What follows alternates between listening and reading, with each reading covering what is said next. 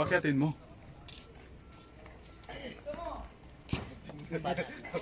Buhay pa? Buhay pa. CPR mo. Oy!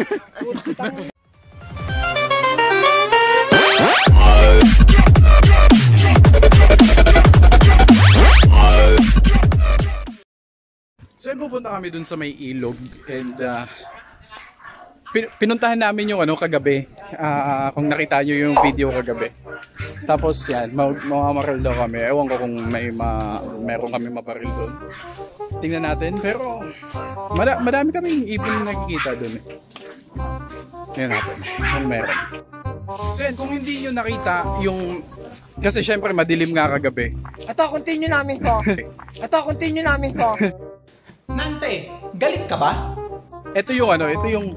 Continue, part 2. Part 2. Ito yung nakita namin na... ito yung ilog. Ayan, yung sinasabi kong napakalalim. Akit tayo. Akyat!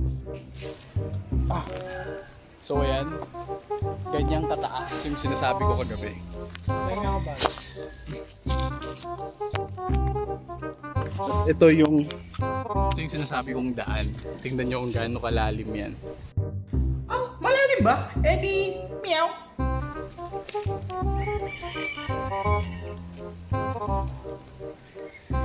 So babalikan namin kasi may nakita kaming mag-hunting kami doon. Hindi ka nakita mo nakita natin. Babalikan namin yung ahas daw. Opo, napatakbo. Napatakbo talaga, ang daming sugat eh. Eh talaga namang madami talagang sugat ang pagmumukha mo. Ito din yung binaba namin, oh.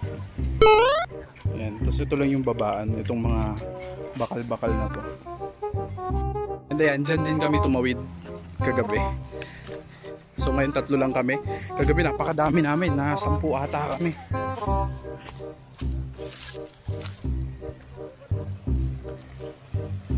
Okay, take note, okay.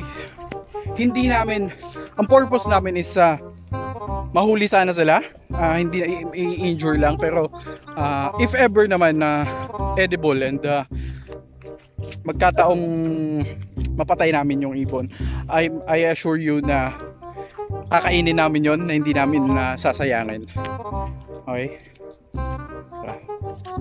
Alala nyo kagabi, may nakita tayong gagamba dito. Dito lang yun eh. Sana mahuli natin, pero dito yun. Well, Sus, kunwari ka pa, pinapahaba mo lang yung video. Style mo, bulok.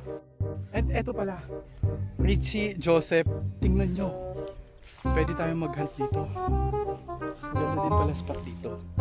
Kagabi. So kagabi naman kasi, hindi naman kami talagang nag-hunt. Talagang nag-trip lang kami kung ano magagawa namin. Kaya yun. So yan, may ibon kami nakita dun. Yan. Oo, yuko ka na. Yan.